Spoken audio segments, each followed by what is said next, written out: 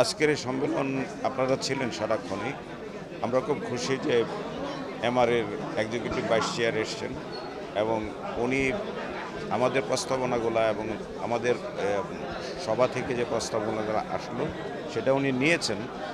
কিছু কিছু ব্যাপারে হয়তো ইমিডিয়েটলি উনি অ্যাকশন নেবেন, অর্থাৎ ইমিডিয়েটলি এটা কার্যকরিতা নেবেন।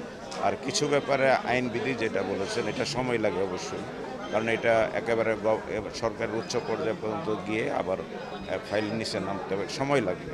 আর আমি মনে করি আজকের এই সম্মেলন ফলপ্রসূ হয়েছে এই অর্থে যে আমরা সবাই মিলে একসাথে হতে পেরেছি, আমাদের মনের কথাগুলো বলতে পেরেছি এবং সব কথারই যে ফলাফল খুব সত্বর আসবে এটা তাড়াতাড়ি হবে না, কিন্তু দেখা যাবে যে আমাদের কর্মস্পৃহাটা বেড়ে যাবে।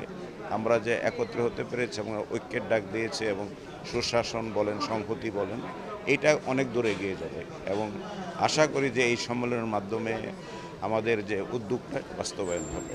এমএফআইদের যে কোঅর্ডিনেটিং যে একটা প্রতিষ্ঠান আছে, ক্রেডিট ডেভেলপমেন্ট ফোরাম সিডিএফ করেছে, আয়োজন করেছে। তো আমি আসছি রেগুলেটরি বডি থেকে। এখন বর্তমান যে অর্থনৈতিক যে একটা ডাউন টার্ন আছে না, অর্থনীতি একটু চাপের মুখে আছে। তো তার প্রেক্ষাপটে কিন্তু আমাদের যে এমএফআইগুলো আছে তারাও খুব চাপের মুখে আছে। তো তারা কী ধরনের সমস্যা এখন ফেস করছে এবং এই সমস্যাগুলো যদি আমরা একটু সমাধান করতে চাই, কী ইমিডিয়েটলি কী স্টেপ নেওয়া যায়, সেগুলো নিয়ে মোটামুটি তারা কিছু অপিনিয়ন দিয়েছেন। সেগুলো সিডিএফ একত্রিত করে আমাদেরকে দিচ্ছে। তো এটা পরে আমরা রেগুলেটরি বডি থেকে আমরা দেখবো যে কী করণীয় আছে, করা যায়, যেটা আমরা করতে পারি বা যেটা গভর্নমেন্টে করার জন্য পাঠাবো আমরা সেই অনুযায়ী স্টেপ নেব। কিছু কিছু সমস্যা আছে যেগুলো তারা বলেছে সেগুলোতে ইমিডিয়েটলি সলভ করা যায়, যেটা হয়তো আমার হাতে আছে। আমি কয়েকটা জিনিস বলেছি যে হ্যাঁ ইমিডিয়েটলি করে ফেলবো। কিছু কিছু বিষয় আছে যেটা আইন এবং বিধির ব্যাপার, এটা করতে গেলে একটু সময় লাগবে, কয়েক মাস, 6 মাস, 1 বছর লেগে যেতে পারে।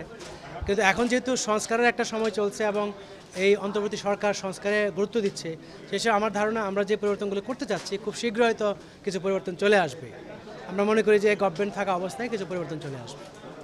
সিডিএফ বাংলাদেশে যত মাইক্রো ফিন্যান্স বাস্তবায়নকারী যত প্রতিষ্ঠান রয়েছে তার একটি নেটওয়ার্কিং প্রতিষ্ঠান, সরকারের সাথে অ্যাডভোকেসি, লবিং, বিভিন্ন দাবি দেওয়া নিয়ে কাজ করে, সুবিধা অসুবিধা নিয়ে কাজ করে।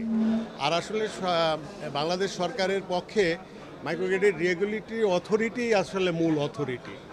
এই কারণে আমাদের ইভিসি মহোদয়কে নিয়ে আমরা সিডিএফের বিভিন্ন পর্যায়ে বিভিন্ন অঞ্চলে ওনার সাথে পরিচয়, ওনার সাথে মন খুলে কথাবার্তা বলা এবং আমাদের সমস্যাগুলো ওনার কাছে তুলে ধরা, এবং যেহেতু উনি সরকারের প্রতিনিধিত্ব করছে আমাদের সেই দাবি দেওয়াগুলো আমাদের পক্ষে আনার জন্য, কার্য উপযোগী পদক্ষেপগুলো আমাদের পক্ষে আনার জন্য এই মূলত এই উদ্দেশ্য।